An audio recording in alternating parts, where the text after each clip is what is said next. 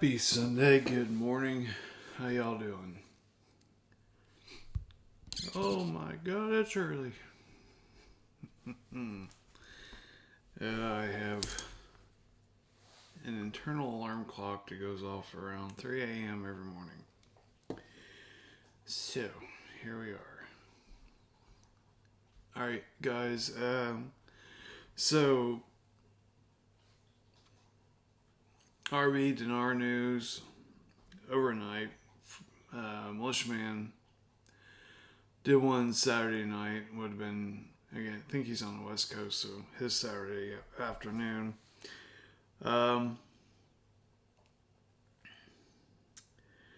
So he was cranking out tons of articles on Patreon.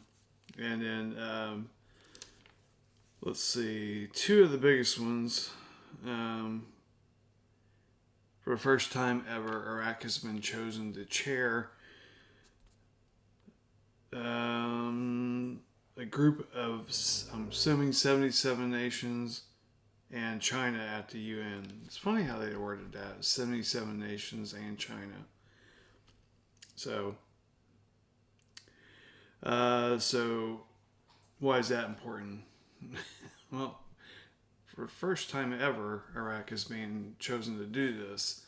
So if they are some broke nation with a weak currency, then why would you have them hosting all these other nations? So big news for Iraq. And then the other one was reportedly starting today, Sunday, Iraq to be issuing the distribution of retiree salaries. Now, we've been hearing this forever. I don't know if these poor individuals have not been paid in forever, or I don't know the whole story about it, but I know it's a reoccurring theme. But reportedly, those are starting tomorrow. Or today. It was reported Saturday, starting today, Sunday, in Iraq. So, now that that's clear as mud. Alright, moving on. So, Friday into Saturday, we had a lot of talk about kind of timing. Mark talking about his redemption center scheduling contact, a guy who's over people, saying that they're going to work this weekend. Well, it's Sunday. We have tomorrow. So, time is of the essence if you're wanting to get it done this Labor Day weekend. And I hope everyone is enjoying their weekend. And let's do the disclaimers. Everything you're viewing on my channel is in my opinion only and for entertainment purposes only. So there's that.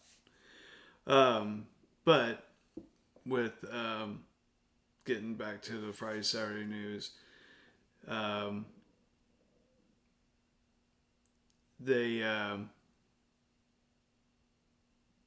forget the number off the top of my head, but the banks in Iraq that have been green lighted to do international transfers, and Militiaman he did a deep dive into that.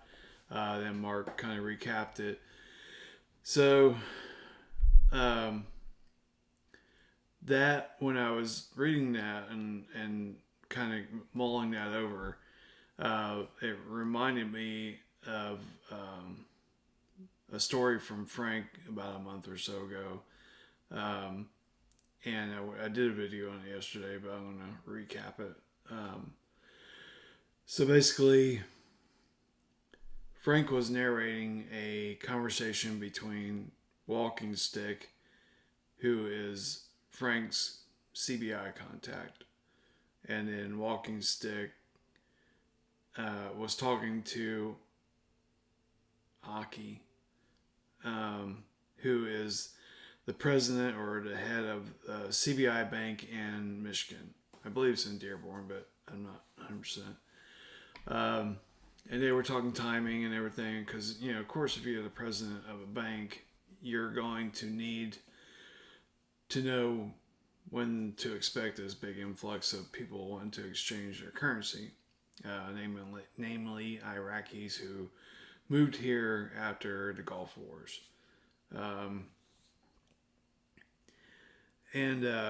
So the conversation was going back and forth, and they were talking about timing, and Aki said before October. So Frank asked Walking Stick what he thought that meant, and Walking Stick's like, well, in Iraq, when they say before October, it usually means by the end of September, because the way that everything is translated from Iraq to us in the United States, if they say let's say it's Monday and they say by the next Wednesday, they don't mean next week Wednesday, they mean the very next Wednesday. So same thing with before October, they mean by October. So I think September definitely looks like it's going to be the month, based on what everyone's reporting and what I'm seeing from the different avenues. And again, there's a lot of new people to my channel, and thank you for watching and subscribing and hitting the like button and all that. Sharing it with your friends, especially if you're getting them new to this whole RV process. I appreciate you sharing it with them, and let's grow this thing. But September is definitely looking good. Now today, and the title of this is going to be What If? So for a long time, I've held on to the theory that Iraq would go ahead of the RV. The closer we get to this, and the more things coming out, it's kind of leading me to believe that it's going to be the global RV with the 209 nations in the first basket. But for fun, for trying to keep this clean, just for fun, let's say that it's the weekend for Iraq to change their rate ahead of the rest of the RV. So, excuse me. Hot coffee. So what if Iraq changes their rate this weekend, and you can go to the bank Tuesday and exchange for their reinstated rate, even if it is just deleting the zeros and it goes 1-to-1. I know deleting the zeros means, so let's do a recap on this real quick. Deleting the zeros does not mean if you have a $25K note that it's going to be worth $25. Please listen to that. It is not what that means. So deleting the zeros means increasing the value of the currency so that your 25K note is worth 25,000 US dollars. That's just rounding up. So currently, dinar is worth 0.00076. Deleting the 3 zeros, you move the placeholder over, and now that dinar is worth 0.76 cents. And then rounding up to $1 for easy math, everything is 1-to-1. So 1 dinar for 1 US dollar. So even at that worst case, which I would take that right now,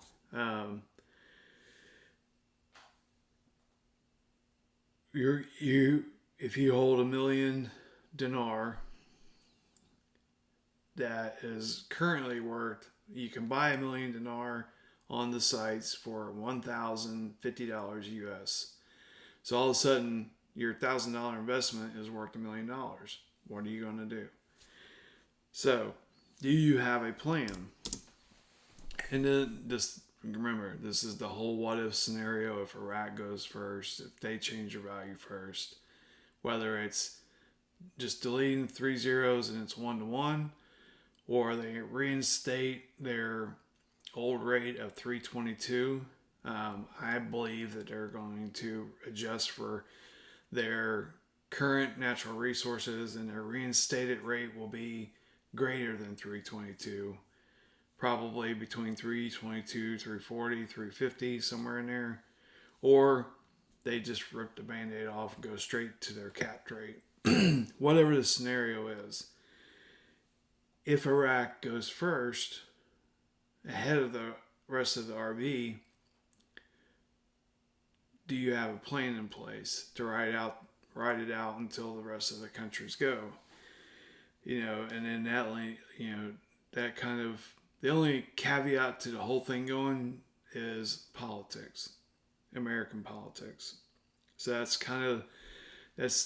the thing that makes me keep holding on to the theory that Iraq may go first, because they're ready, whether we're ready or not.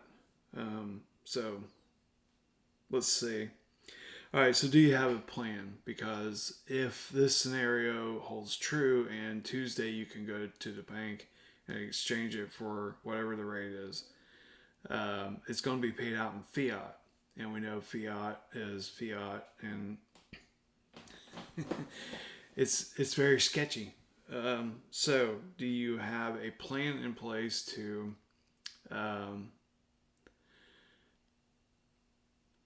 are you going to cash it all in?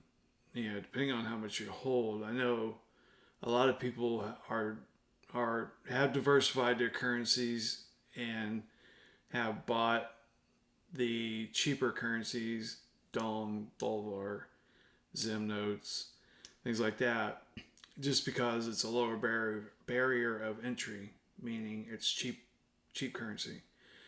So a lot of people don't hold massive amounts of dinar just because it's still, like I said, to buy $1 million in Iraqi dinar is around 1,050, and you can get $1 million in Vietnamese dong for $68. You can buy Venezuela Bolivar cheap. You can still find Zim notes fairly cheap. So if you can go to the bank Tuesday and exchange your dinar, are you going to take everything that you own, or are you just going to take enough to change your life? So some things that you may want to invest in with your dinar is, real estate, crypto, gold and silver, paying off debts, a vehicle if you need a vehicle. Are you going to retire? Things like that. So there's a lot to think about. And the whole purpose of this video is hopefully to get you to think about the next step. And this can be applied to if the global RV goes to the 209 first basket, it all shotgun start, it all goes.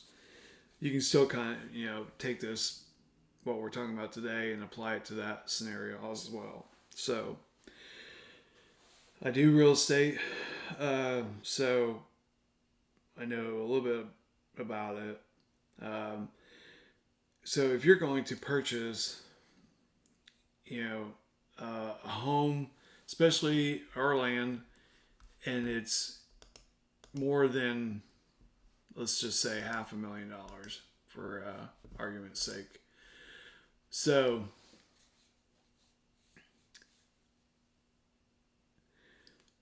how do you proceed with that?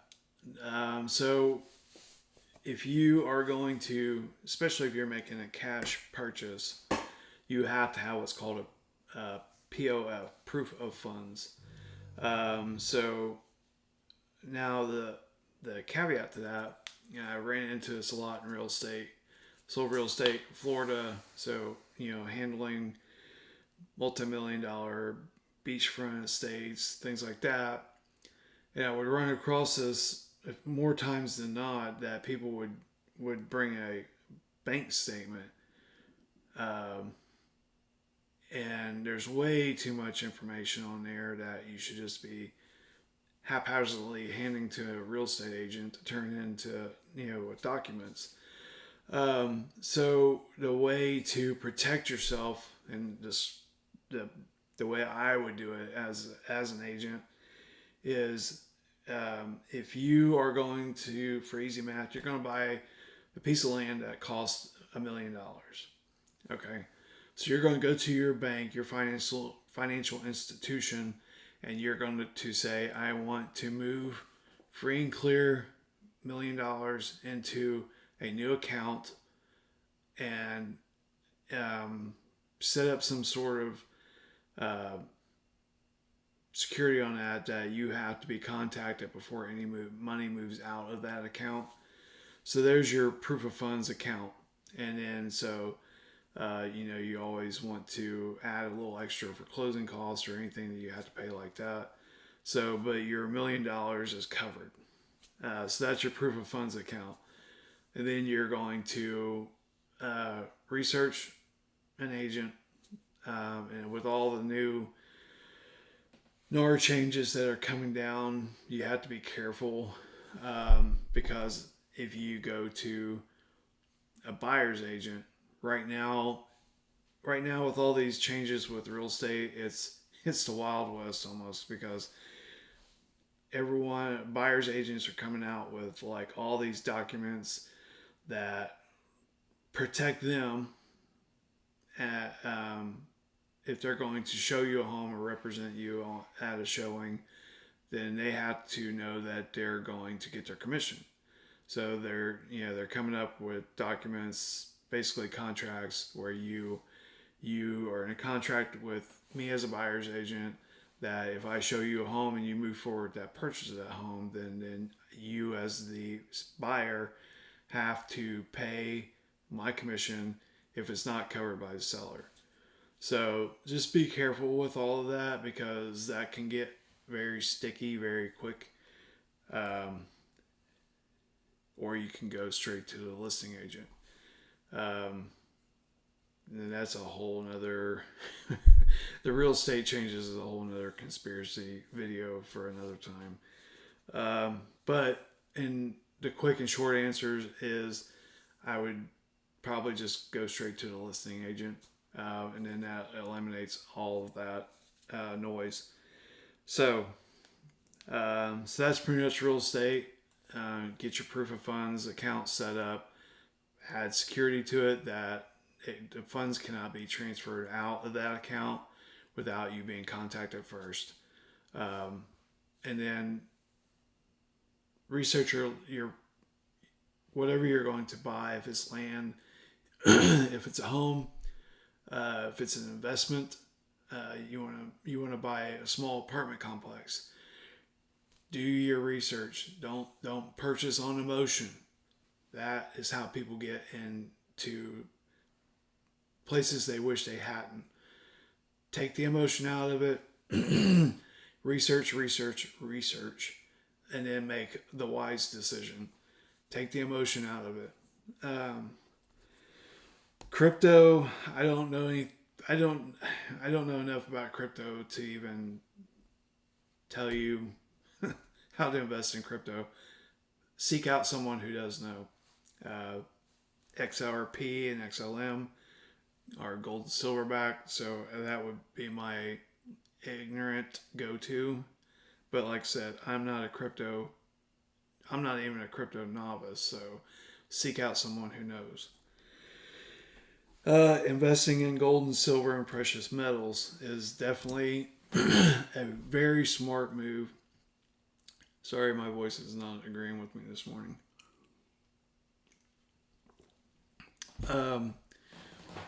Andy Scheckman, he's on Mark Z all the time. He's been making rounds to like Freight 26. If I were going to invest in gold and silver, that's probably who I would go to. I think he's part of Miles Franklin. But definitely invest in gold and silver. Pay off your debt. Get out of debt. Get out of debt. Get out of debt. Get out of debt. And get out of debt. So now there's the circle tail arguments of all this pertaining to Nasara and a debt jubilee, and all your debts are going to be wiped away. And I hope that's true. But for me, if I can go to the bank Tuesday, I'm paying off my debt. And then it's just one less thing I have to worry about. So pay off your debt. And do the right thing. So this goes to integrity, and this goes to karma. This goes to you're being blessed by knowing about this opportunity and being blessed by even though it's been a roller coaster, even though it's been a long journey, if all of a sudden your $1,000 investment turns into $1 million, do the right thing. If you owe debt, if you're behind on your car payments, you're behind on whatever, do the right thing and pay those things off. The world has enough bottom feeders, so pay your debts. Are you going to retire?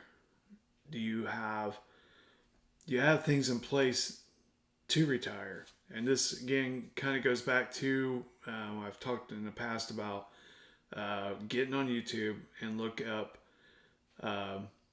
broke millionaires. So people who have won the lottery and after a short period of time they're broke again.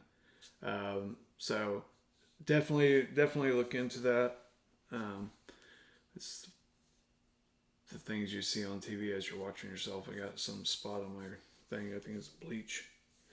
Anyway, squirrel. So yeah, look up broke millionaires, people who have won the lottery, and because they didn't know about money, because they didn't know about investing, they just were like, "Oh my God, I'm rich. I can go buy whatever I want." And then they go out and buy a Ferrari, and it's like, do you even know how much it costs to maintain a Ferrari? I doubt it. So don't make dumb emotional decisions. Invest. So do you have things in place in order for you to retire? It doesn't mean that you can't retire from your current job and then go pursue something that your dream job or something. But just to think I have $1 million and I can quit my job and I'm going to be able to sit on my couch for the rest of my life, it's not going to happen. $1 million isn't much money anymore. So think out your retirement plan. So I know several people in my Telegram room, they want to retire just because they're in a job that they hate. And my wife's in this situation. The second that we get money, it's suck it and I'm leaving. So you can retire from the job that you hate and then go pursue something that you want to, but pay off your debt first. So that way you have financial freedom to do the things that you want to do. Retire, if you want to move, relocate to some other part of the country. There's a lot of moving parts in retirement. So make sure that you have things in place in order for you to retire. And again, remember, $1 million could be life-changing money if you're smart, but $1 million isn't what it was in the 80s, and you could think you retire live on it for the rest of your life. If you're smart and you invest, there's that potential, but be smart about retirement. So going back to the broke millionaires, vehicles and emotional purchases. So, do you need a $100,000 crew cab diesel pickup truck? Probably not. Would it be nice? Sure. But do you need a Porsche 911? Do you need a Ferrari? No. And here's the other thing. This is going to kind of segue into my last topic. So what if all the conspiracy things that we've heard since 2020, all the Q drop stuff, all these things are really going to play out, and we're in for a bumpy ride with all the illegal invaders flooding the country, and things like that. I'm on Twitter every day, and I'm seeing all these videos of people in like large cities getting carjacked. They're dressing flashy. You got a big Rolex or whatever. You're targets. So these are the people that are being targeted. So take the emotion out of your purchases. I know a lot of us have been struggling, and we're like, oh my God, I want to get the iPhone 20, or if you want the latest and greatest and everything. Just because for the first time in our lives, you could just go do it. Just be smart. Don't be flashy. Don't roll up in your new Benz, if you still live in the hood, because you're going to be a target. You might as well point a giant neon light on your top of your car saying, hey, I'm rich. So just be smart about your purchases. I'm not saying don't buy a new truck if you need a truck. If you use a truck in your everyday life, then by all means, get a nice truck. Does it have to be brand new? Nope. But, if you're going to use it, then just make smart decisions. Take the emotions out of everything. And I know that's tongue in cheek, because it's going to be in a very emotional time if all of a sudden we have, thousands or millions of dollars in our account. But emotions will lead you back to being broke if you're not careful. All right, so as I was saying, my last little kind of segue here is prepping. So if we are in for a bumpy ride, and I'm not being one of those fear-mongering, what's the word, fear porn people. I'm just trying to be practical. So if we are in for a bumpy ride until things get straightened out, what steps can you take, or have you take, or should you take for prepping? So the number one is generators. You can't do anything without electricity and power. And then that leads to there's a lot tied to having generators. It's different, living in Florida, you have a hurricane, you lose your power for a day or two, whatever. But long term, trying to run an entire house on generators is a big ordeal. So you need to choose your type of generator. Are you going to use gasoline, propane, diesel, whichever one you choose? Then you have to have enough fuel on hand to run those things. So the first thing that people do when something happens, they go panic buy. So they're going to panic buy gas cans, generators. Now, we saw this in Florida during Irma, and we weren't prepared because it was our first major hurricane. And then so we did what everyone else did. We went out and tried to find a generator, and they weren't there. I ordered one, and it said it was going to be there in a couple days. And by the time it showed up at the store and I could go pick it up, our power had been restored, luckily. So panic buying. So then your other thing is, once you figure out generator, then freezer. So you want a chest freezer, you want a deep, larger freezer for your garage or whatever. So then what are you going to put in it?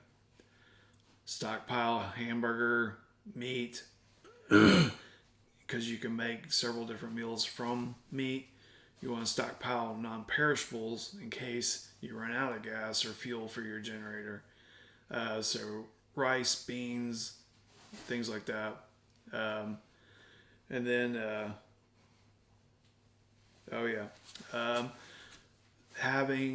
you can go to Harbor Freight and find like these little small solar things, so at least you can charge your cell phones. Those are always good to have. They make backpack ones, so if you're in the woods and you're hiking, you just leave this thing kind of unfolded on your backpack and it charges as you're walking. But you can do the same thing, set it out on your porch, and let it charge your cell phones. So those are something good to have. And last and probably most important is your line of defense for your home, your family, your things. So your Coda quit. Sorry. These are really good to have. He just disappeared. So a dog is a great thing to have because they're excellent burglar alarms. The bigger the better, because sorry, I'm out of focus. Anytime I move the camera, it goes out of focus. But dogs are great. But going back to your first line of defense, your Second Amendment, and we all know what that means and what that entails. Stock up on lead vitamins.